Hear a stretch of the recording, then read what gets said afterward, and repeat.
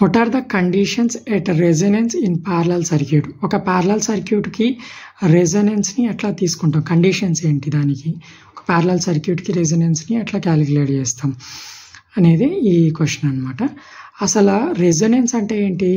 The net reactance is equal to 0 or otherwise inductive reactance equal to capacitive reactance. అది యాక్చువల్గా resonance. అది series circuit అయినా అంతే, parallel circuit అయినా అంతే.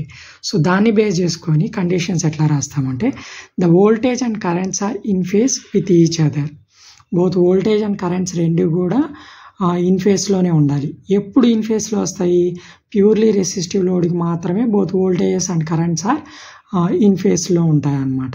బోత్ వోల్టేజ్ అండ్ కరెంట్స్ ఎప్పుడు ఇన్ ఫేస్లో ఉంటాయి అంటే అది ప్యూర్లీ రెసిస్టివ్ లోడ్ అయినప్పుడు మాత్రమే. అది ప్యూర్లీ రెసిస్టివ్ లోడ్ అవ్వాలి అంటే ఒకవేళ net inductance and total inductance and total capacitive రెండు కూడా ఈక్వల్ అవ్వాలి లేదా 0 అవ్వాలి. నెట్ రియాక్టెన్స్ అనేది 0 అవ్వాలి. నెట్ రియాక్టెన్స్ 0 అయితే ఆటోమేటిక్ నీకు ఏమవుతుంది? Impedance Z is equal to R అవుతుంది అనమాట.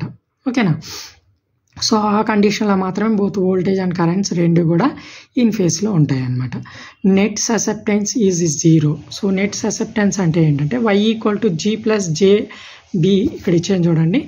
దాంట్లో imaginary part of the admittance B అనేటువంటిది ఏదైతే ఉంటుందో అదే ససెప్టెన్స్ అనమాట. ఆ ససెప్టెన్స్ అనేది 0 అవ్వాలి. ఆ ససెప్టెన్స్ అనేది 0 అయితే అప్పుడు ఏమవుతుంది? అడ్మిడెన్స్ Y ఈక్వల్ టు G అవుతుంది అనమాట. ఓకేనా?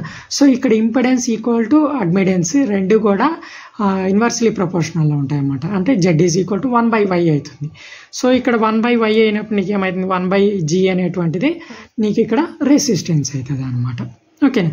So the inductive reactance is same as that of capacitive reactance. Already మనం కండిషన్ తీసుకున్నాము. రెజొనెన్స్ అంటే so the inductive reactance is same as that of capacitive reactance XL equal to XC. So ఎప్పుడైతే నీకు resonance అనేది ఎప్పుడు వస్తుంది అంటే అది ప్యారలల్ సర్క్యూట్ అయినా, సిరీస్ సర్క్యూట్ అయినా, సిరీస్ RLC సర్క్యూట్ అయినా, సిరీస్ ప్యారలల్ సర్క్యూట్ అయినా, both inductive reactance and capacitive reactance రెండు కూడా ఈక్వల్ అయినప్పుడు మాత్రమే we can get a resonance అనమాట. So the power factor will be unity. ఎప్పుడు పవర్ ఫ్యాక్టర్ అనేది యూనిటీ అవుతుంది? ఇండక్టివ్ రియాక్టెన్స్, కెపాసిటివ్ రియాక్టెన్స్ రెండు సేమ్ అయితే అప్పుడు impedance Z is equal to R అవుతుంది. కాబట్టి ప్యూర్లీ రెసిస్టివ్ లోడ్ కండిషన్లో పవర్ ఫ్యాక్టర్ అనేది యూనిటీ పవర్ ఫ్యాక్టరే ఉంటుంది అనమాట. అది ఆల్రెడీ మనకు తెలిసింది.